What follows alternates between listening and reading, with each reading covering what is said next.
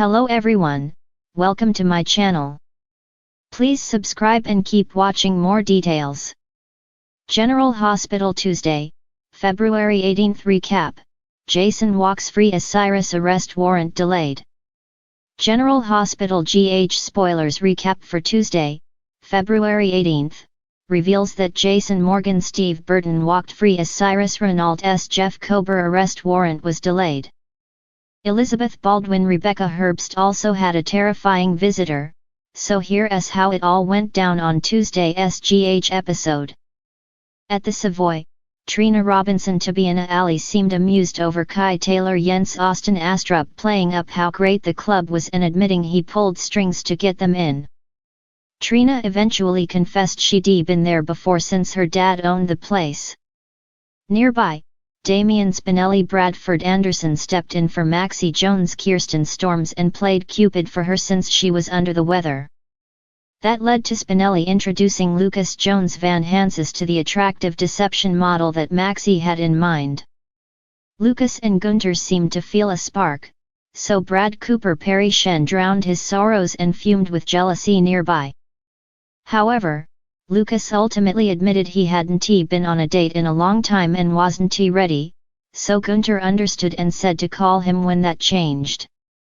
Just when Brad was about to leave, Lucas popped up by the bar and wondered if he wanted some company. As for Harrison Chase Josh Swickard, he pulled off a big surprise for Brooklyn Quartermain Amanda Sutton by singing her song in a public performance. At Carly Spencer's Laura Wright Place, Jack Brennan Chris McKenna showed up with flowers, which she wanted to put in some water. The faucet suddenly went berserk and sprayed everywhere, so Brennan and Carly ended up all wet. Brennan didn't mind and offered to fix the faucet for Carly, which led to him revealing that his father was a plumber. Carly was impressed when Brennan actually repaired it, so she liked knowing something about him no one else did. At the Quartermain mansion, Lulu Spencer Alexa Havens Bruning brought a box of Valentine's Day cupcakes from Eckerd's since they used to be Rocco Falconeri's Fincar favorite. However, Lulu eventually worried it was a dumb idea since she didn't even know what Rocco liked now that he was a young man. Dante said he tried to get those same cupcakes for Rocco a few years back, but they just reminded Rocco of missing his mom. Now things were different since Lulu was awake, but she felt bad about neglecting Rocco while she was off putting herself in danger for Charlotte Cassadine Scarlett Fernandez. Dante basically decided he'd been too hard on Lulu before and gave her a pep talk about still being a great mom. After Dante swiped one of the cupcakes for himself, Lulu got in a playful fight with him.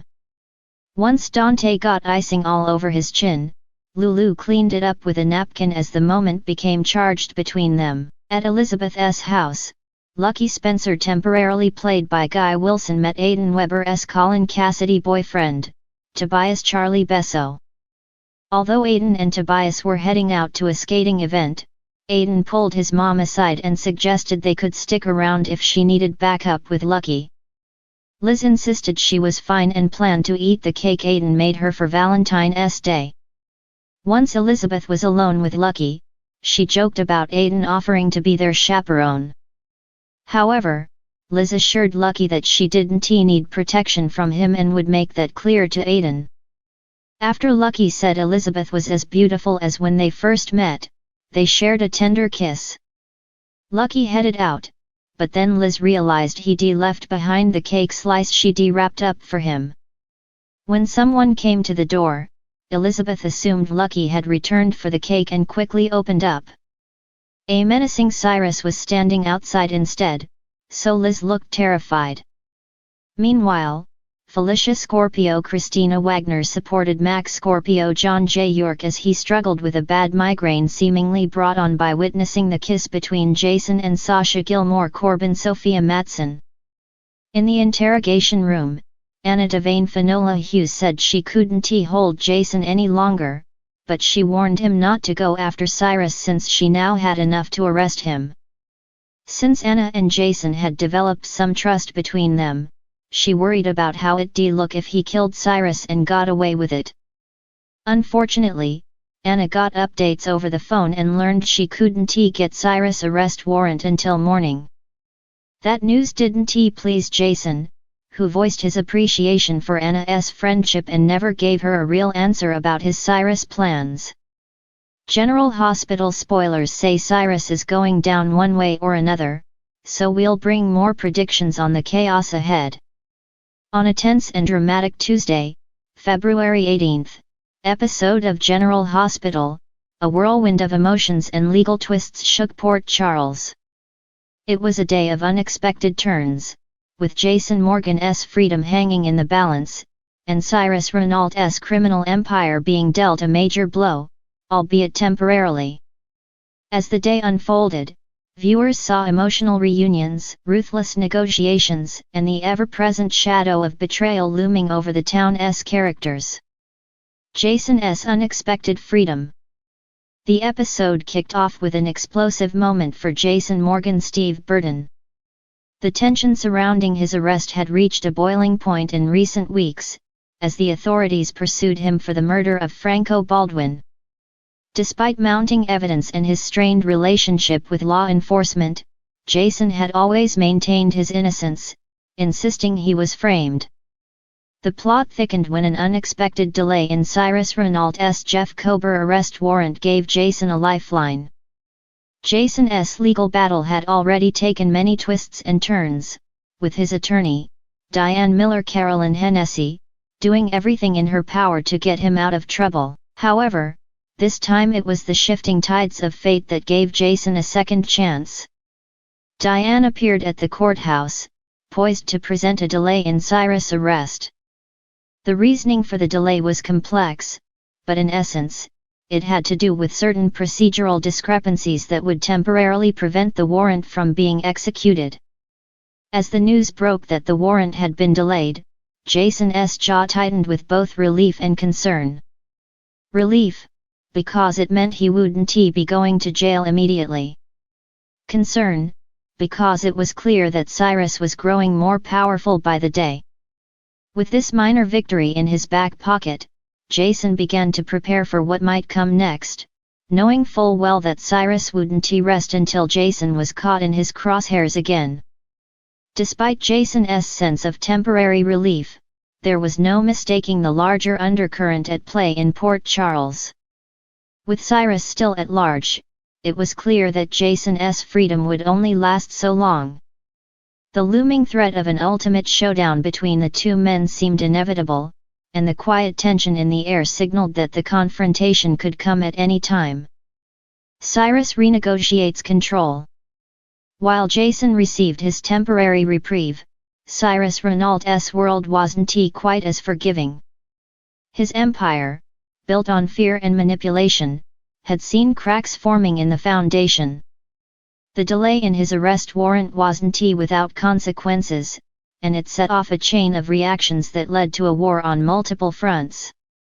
At the heart of Cyrus' power struggle was his ever-growing feud with the Corinthos family, particularly Sonny Maurice Bernard.